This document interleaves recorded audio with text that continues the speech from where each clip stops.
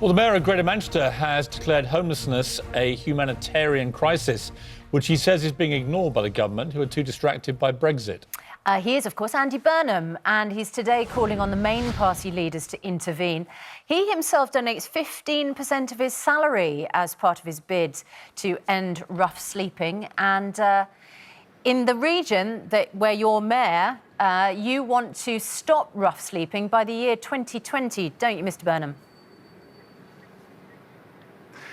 That's what we're trying to do, and we're confident we can do it, because here in Greater Manchester, people don't just walk on by on the other side, they want something to be done. So we're building a real movement here, public, private, voluntary, faith sectors all coming together to end rough sleeping. But what I'm saying today is, as good as that is, it's not going to be enough in terms of the scale of the homelessness and housing crisis that we've got. Just giving people a bed for a night doesn't solve the problem.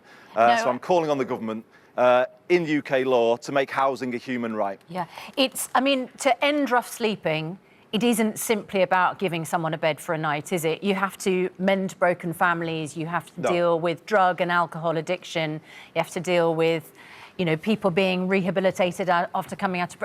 there are so many issues which contribute. There are no easy answers. And the problem to homelessness, what answers do you propose which aren't simply building more houses?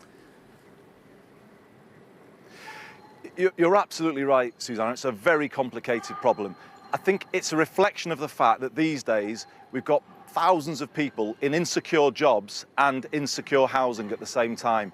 So we're all just a few bits of bad luck away from being in those doorways ourselves. And I think it does require some major changes to the way that we're running things. You asked me for a specific. Well, here in Greater Manchester, we're piloting something called Housing First. That is where we give somebody who's on the streets a home for a year or a specified period of time, so that they can then focus on mental health, addiction, all of those other issues which may have led to them becoming homeless in the first place.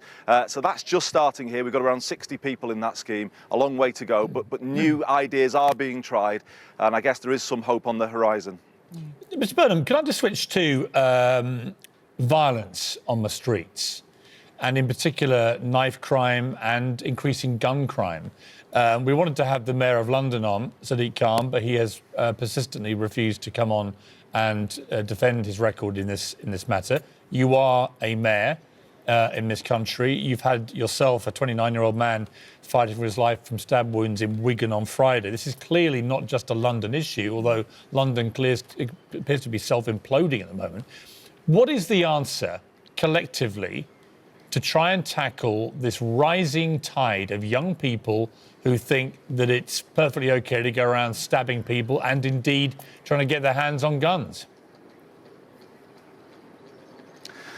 Well, you're absolutely right, Piers, to say it's not just a London issue. We had a shooting here in Manchester as well yesterday. It's a very worrying situation. The immediate answer, the first thing I would say to you, is stop the cuts to the police. We've lost 2,000 police officers here since 2010.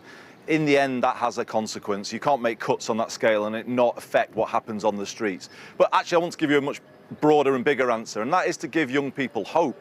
Too many young people are growing up without a sense of hope and expectation for the future, and consequently they hit their middle teenage years and they drift off into gangs or other activities. I think we are finding out, Piers, now that those cuts to youth services a few years ago, which kind of felt an easy cut to make, actually are having some really damaging consequences now. And I think we need to look at this whole issue in the round and, crucially, give young people a sense that there is a future out there for them, rather than drifting into gangs and violence.